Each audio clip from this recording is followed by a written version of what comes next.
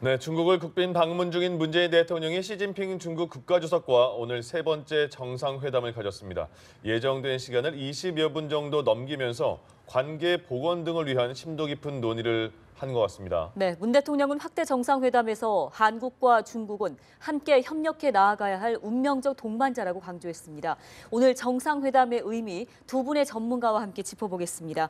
문용석 전 주중대사관 국방무관, 봉영식 연세대 통일연구원 전문위원 두 분 나오셨습니다. 안녕하십니까? 안녕하십니까. 안녕하세요. 예, 먼저 중국에 계셨었으니까요. 처음에 좀 가볍게 넥타이 외교라고 하나요? 그러니까 넥타이 얘기 좀 한번 해보겠습니다. 그 세 번째 이번에 한중 정상회담을 가졌는데 첫 번째는 넥타이 색깔이 빨간색, 파란색 달랐습니다. 그때 결과도 또 안 좋았어요. 두 번째는 둘 다 붉은색 넥타이를 두 정상이 맸을 때는 결과가 좀 좋았고 이번엔 또 빨간색, 파란색으로 나뉘었더라고요. 이렇게 넥타이 색깔에도 약간의 민감하게 의미를 둬도 되는 겁니까? 네, 의미를 둔다면은 상당한 의미가 있을 수 있습니다. 예. 먼저 우리 대한민국의 태극을 보면은 빨간색과 파란색, 예. 그리고 중국의 중화인민공화국의 오성홍기, 국기는 기본적으로 빨간색이죠. 예, 문재인 대통령은 계속 세 번 정상회담 모두 빨간색 타이로 이렇게 보였죠. 예, 우리 태극기를 중하게 여기시고 예. 또한 중국의 오성홍기 중국도 배려한 것이 아닌가 싶습니다. 그렇군요. 어떻게 다른 생각이 있으십니까? 예, 뭐 어떤 패턴을 가지고 뭐 선택을 하시는지는 좀 더 정상회담을 많이 해보신 다음에 예. 풀이가 가능할 것 같습니다. 알겠습니다. 알겠습니다. 아직 그 수가 적군요. 예. 알겠습니다. 지금 이 시각에는 이제 소규모 정상회담이 끝났고요. 이제 언론 발표가 있은 뒤에 국빈 만찬으로 넘어가게 될 텐데 그 보통 이제 순서에 있어서 이번 정상회담이 좀 특별한 점이 이제 확대 정상회담 이후에 소규모 정상회담이 이루어지다 보니까 이게 시간적 배분 때문인지 아니면 어떤 특별한 의미가 있는 건지 어느 쪽에 좀 무게를 둘 수 있을까요? 뭐 청와대 발표에 따르면 이제 기자분들이 그런 질문을 했을 때 그냥 시간을 효율적으로 이용하기 위해서 양국이 합의한 것이다 이런 선에서 설명이 있었는데. 예. 제가 볼 때는 이제 문재인 대통령께서 그런 말씀을 하셨죠. 한국과 중국은 운명적 동반자다. 이건 어떤 면으로 보더라도 굉장히 강한 표현이라고 저는 네. 보고 있거든요. 한국과 중국이 어떤 군사 동맹 국가도 아니고 아무리 그 경제 협력이 서로 최대 무역국 아니면 제2의 무역 상대국이긴 하지만 예. 둘 사이에 한국과 미국과 같이 뭐 자유무역 협정이 체결된 것도 아닌데 운명적 동반자라는 표현을 쓰셨다는 것은 그 말씀하신 대로 지도자 간의 상호 신뢰를 구축하는 것이 무엇보다 중요하고 진정성에 기반한 양국 관계를 구축해야 된다. 이런 메시지를 좀 이렇게 소규모에서 예. 시진핑 주석의 직접적으로 또 반복해서 전달하고자 하는 그런 세팅을 선호한 것이 아닌가 이렇게 생각합니다. 예. 지금 그 현지에서 들어온 소식에 따르니까 이제 양해각서 서명식담의 국빈 만찬이 지금 진행 중인 것으로 전해지고 있습니다. 시간이 조금 지연된 것 같아요. 이후에 언론 발표가 있을 것으로 좀 기대를 해보겠습니다. 예. 자, 그리고 이번에 문재인 대통령의 행보를 보면 중국에 굉장히 좀 예를 많이 갖춘 느낌으로 그리고 주중 대사도 난징 학살 그 장소에 보냈고요. 그렇죠. 그렇게 많이 공을 들인 모습이 보이고 있습니다. 그러나 사드 문제도 있고 여러 가지 해결할 점이 상당히 많은데 먼저 그 전에 이번에 세 번째 한중 정상회담에 지금까지 이루어진 거에 대한 총평을 먼저 듣고 싶습니다. 먼저 부탁드리겠어요.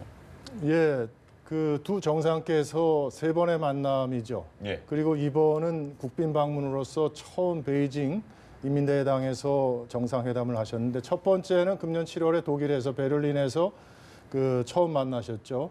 그리고 처음 만난다는 것이 그 대부분 첫 번째 만나는 것은 대부분 생소하고 예. 어찌 보면 뭐 탐색전 같은 그런 분위기. 그리고 두 번째 시간이 짧았죠. 예, 그랬죠. 그리고 두 번째도 베트남의 다낭에서 그 에이펙 정상회담 시에 짧은 그 회동이 있으셨는데 예. 이번에는 국빈 방문이기 때문에 세 번째는 그야말로 이제 친구가 될 수 있는 그런 계기가 마련되었다. 그래서 라오펑요라기보다는 친구가 되어서 앞으로 어떠한 이견이나 의견들을 서로 그 많이 대화하고 다자 무대라든가 아니면은 중국이든 아니면 우리 대한민국에서든 하시라도 만나실 수 있는 그런 기반 구축이 된 것이 큰 의미가 있지 않을까 싶습니다. 예. 박사님은 어떻게 보시나요? 뭐 이 타임라인을 한번 생각해 본다면은 그 한국 정부가 중국에 얼마나 공을 들이고 있는가가 잘 나타난다고 봅니다. 네.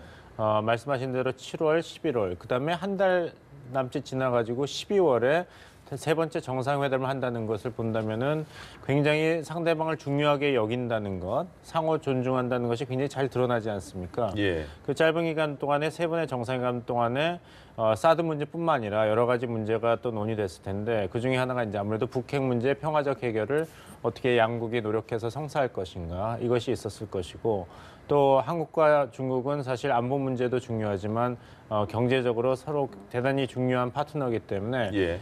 하지만 이 사드 문제가 불거지면서 중국이 공식적, 비공식적으로 한국 경제에 다대한 피해를 입혔고 그 근거에는 한국과 중국이 무역, 투자, 서비스업에서 협조하는데 어떤 제도화가 부족하다. 제도화가 부족하기 때문에 정치 풍파, 안보 상황에 따라서 이게 흔들릴 수 있다. 이런 데 대한 한국 측의 우려가 반영되는 그런 세 번째 정상회담이 아니었을까 생각합니다. 네. 예.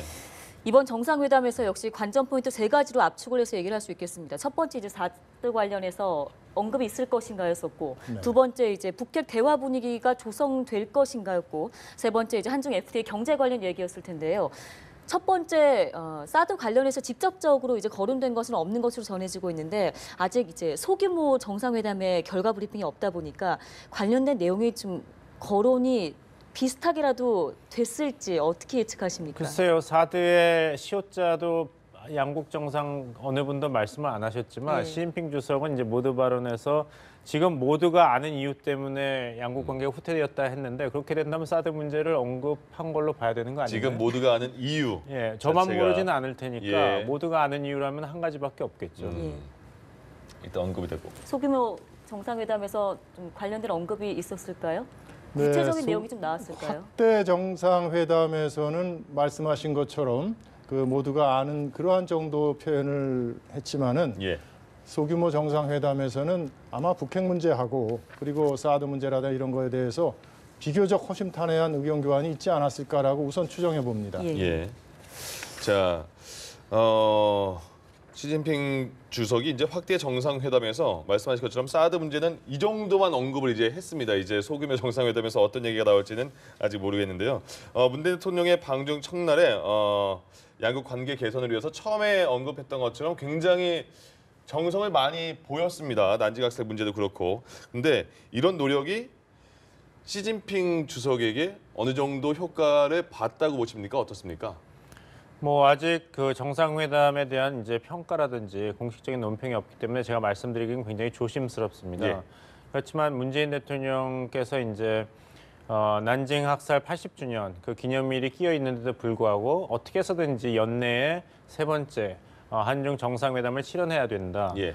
그런 것을 추진한 것으로 볼 때는 한국 정부가 중국과의 관계 복원에 얼마나 공을 들이고 중요시하고 있는가가 충분히 중국 측에 전달되었다고 생각을 합니다. 네. 예. 이게 우리나라 대통령으로서는 난징 대학살이라는 이제 표현을 직접적으로 발언을 한 게 문 대통령이 처음인 것으로 알려지다 보니까 이제 중국 언론에서도 이 부분에 대해서 굉장히 긍정적으로 바라보는 효과가 좀 있던데 이 부분에 대해서는 어떻게 평가하시는지요? 관영 언론에서 그 진정성에 대해서 아주 그 좋은 평가를 하고 있습니다.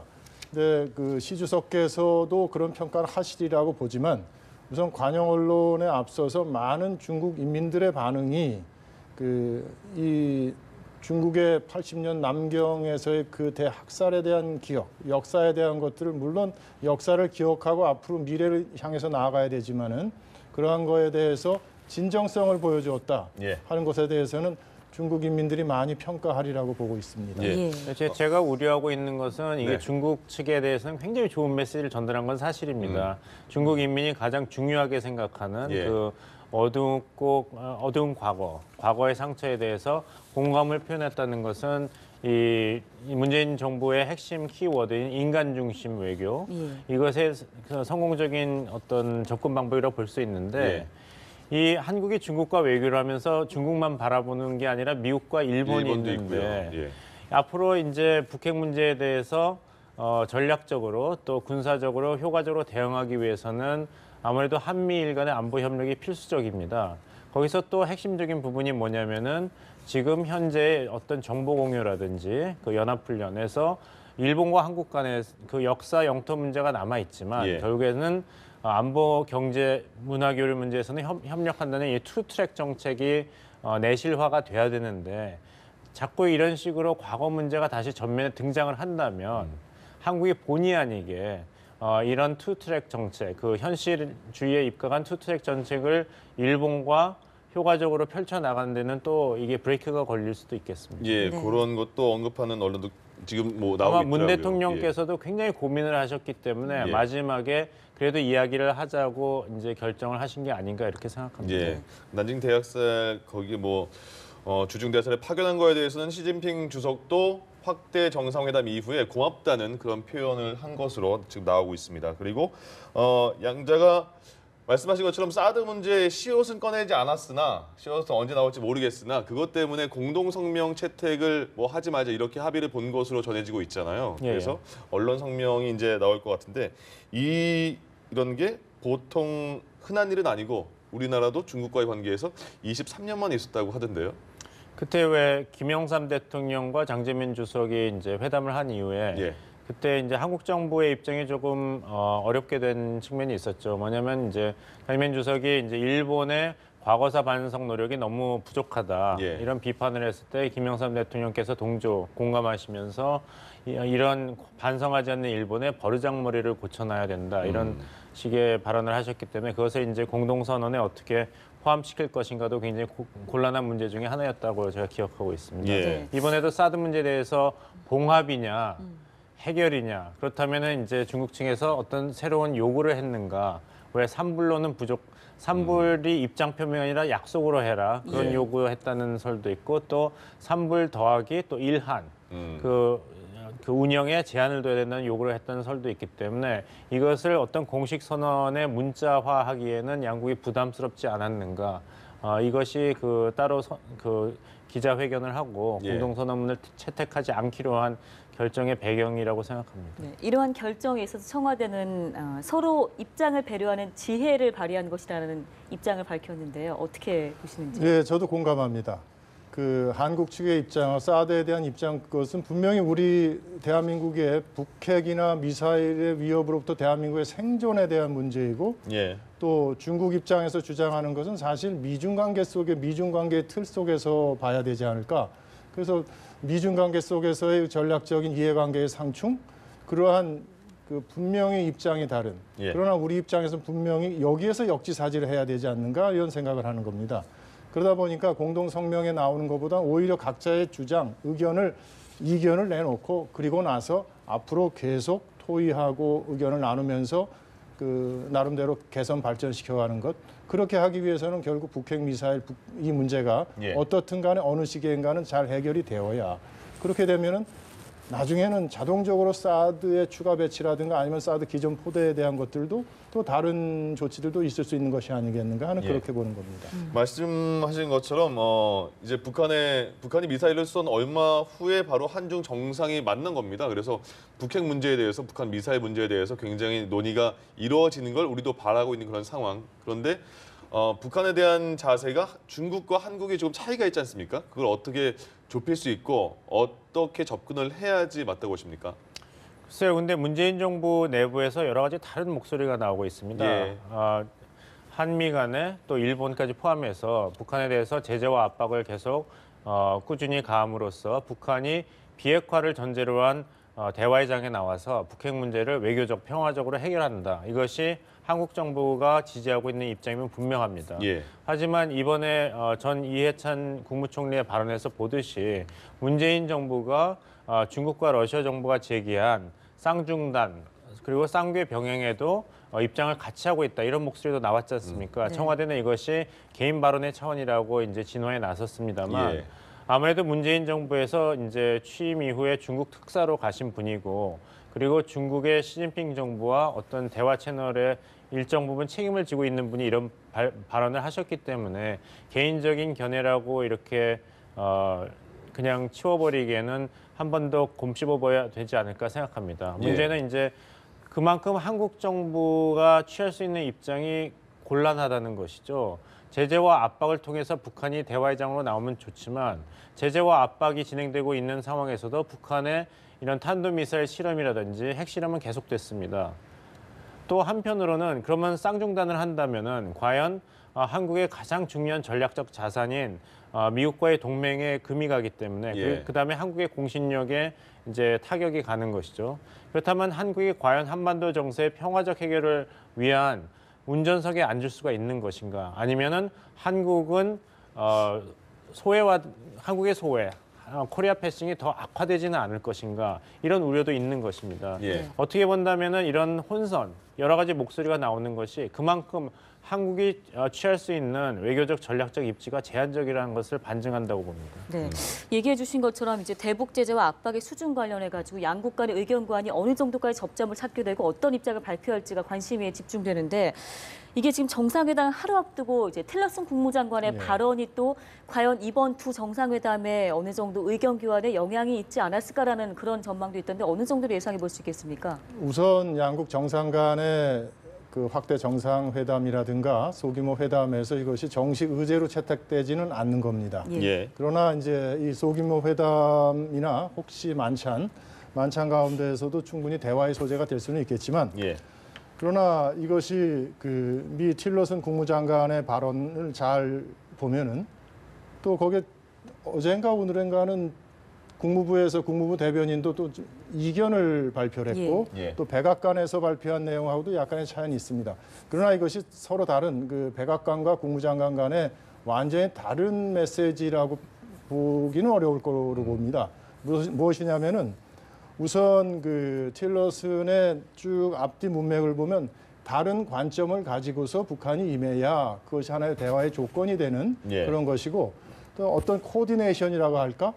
그 북한하고의 그 대화나 또 제재 그런 국면에서 그 두 가지 그 국무부와 또 맨 뒤에는 또 미 국방장관이 있지 않습니까? 예. 그러한 것을 쭉 맥락을 보면 틸러슨의 발언의 의미는 뭐 충분히 반향을 일으킬 수는 있겠지만 예. 이번 확대 정상회담에서 주요한 이슈는 아닐 것으로 생각합니다. 예, 또 트럼프와 틸러슨의 그런 엇박자가 꽤 있었기 때문에 일각에서는 얼마 후에 트럼프의 트위터를 봐야지 또 알 수 있다 이런 얘기까지 또 그런 얘기가 예, 있죠. 예. 미국의 북한 정책은 네. 트럼프표 북한 정책이 있고 예. 틸러슨표 북한 정책이 있고 또 국방부에서 나오는 북한 정책이 있는데 어느 게 예. 맞는지는 트럼프 정부도 모른다. 이런 얘기가 있죠.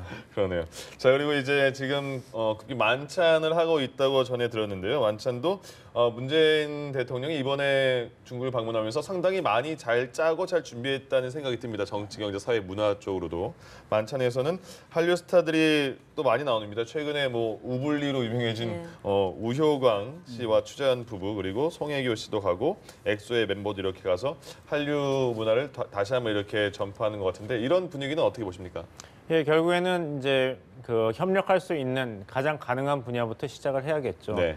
한국과 중국 사이에 서로 이제 이미지가 부정적인 방향으로 흐른 것도 사실이고 예. 서로 감정의 골이 깊어진 것도 사실입니다. 그렇다면 어디서부터 시작할 것인가?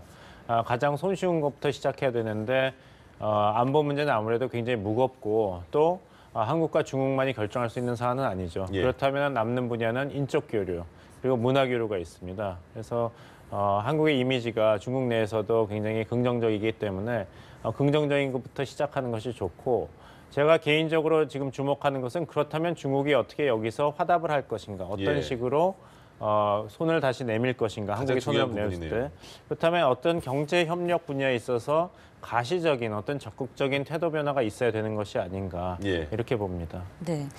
지금 이 시각쯤이면 보통 나왔던 보도에 따라서 이제 좀 지연이 되고 있긴 하지만 일단 지금 한중 수교 25주년 기념 공연 그 문화교류의 밤이라고 표현을 하던데요. 공연이 지금 이뤄지고 있을 것으로 추측을 해볼 수 있겠습니다만 이게 우리나라 대통령의 국빈 방문을 계기로 이제 한중 내외 정상 내외가 함께 문화 공연을 하는 거잖아요. 네. 이 특별한 의미를 부여하던데요. 예, 인민대당에서 이루어지고 있죠.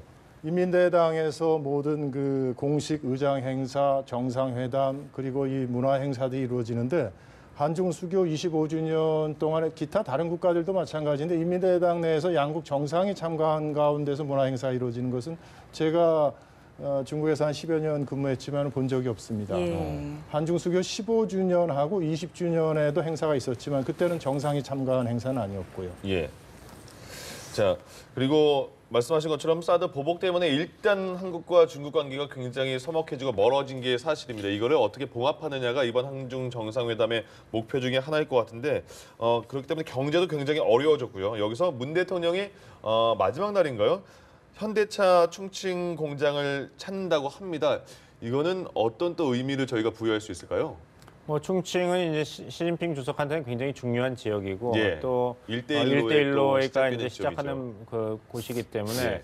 거기에 이제 문재인 대통령께서 방문하신다는 것은 중국의 꿈 실현과 한국의 이익은 부합된다. 예. 이런 메시지를 몸소 전달하는 효과가 있을 것으로 보입니다. 예. 그리고 한국 기업의 중국 진출이 이게 상호 간에 서로 이익을 훼손하는 경쟁 관계가 아니라 윈윈이라는 것이죠.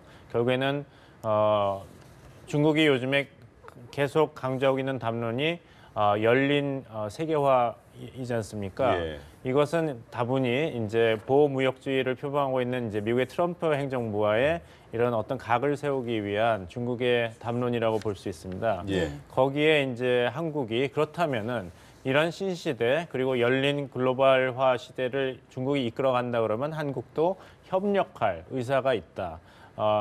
경제는 결국에는 이익과 효율을 따라서 움직이기 때문에 예. 여기에 한국과 중국이 협력할 분야가 아까 말씀하신 데도 나왔습니다. 무궁무진하다는 표현을 썼습니다. 네. 그래서 그 시작을 이제 충칭을 이제 상징적으로 방문하시면서 1대1로의 성공 그리고 한국의 경제의 확대 이것이 서로 도와줄 수가 있다. 이런 메시지를 전달하는 효과가 있을 것으로 네. 보입니다. 예. 문재인 대통령 오늘 아침 식사했던 소프트 외교 얘기를 하려고 그랬는데 예. 시간 관계상 이제 마지막 질문이다 보니까 예. 저희 한국 사진 기자 2명 폭행당한 사건 관련해서 지금 네. 일단 진상 조사를 요청한 상황이고요. 어찌됐든 간에 지금 결국 마지막으로 불미스러운 일이 발생한 거 아니겠습니까? 그런데 얘기를 들어보니까 중국 측 경호원들과 이 취재진과의 마찰이 사실 뭐 이번이 처음은 아니고 왕왕 있어 왔다고 하다 보니까 이게 왜 이렇게 중국에서 빈번하게 발생하는지. 예, 우선 경호 문제인데 예. 그 현상에 대해서는 그 경호가 발생하고 그 경호원이 중국 중앙군사위원회의 경위국의 경호원인지 경호원이 그 가장 근접 경호를 합니다. 네. 경위국에서. 그다음에 이선 경호를 하는 사람들은 무장경찰 공안 위주로 경호를 할 것이고요. 그리고 3선에서 있는 그 기업이나 다른 단체에서 조직한 그 보안업체 경호원들. 그런데 이 충돌, 그 불상사가 생긴 것이 직접 누가 했는지는 명확히 조사가 이루어져야 된다. 예. 그러나 어떻든 간에 전체 경호 이 국빈 행사를 하면서 이러한 일이 발생한 것 자체는 중국 측에서 유감을 어떤 표현을 하겠지요. 예. 그렇지만은 앞서 말씀드린 그대로 해가지고 누가라는 것에 대해서는 좀 더 파악할 필요가 있겠다라고. 예. 예, 좋은 분위기에서 마지막에 찬물을 끼얹은 것 같은 느낌이라서 좀 썩 좋지 않은데 좋은 진상 조사를 좀 빨리 해봐야겠습니다. 여기서 오늘 두 분과 말씀 끝내겠습니다. 문영석 전 주중대사관 국방부관, 봉영식 연세대 통일연구원 전문위원과 함께했습니다. 두 분 고맙습니다. 고맙습니다. 감사합니다.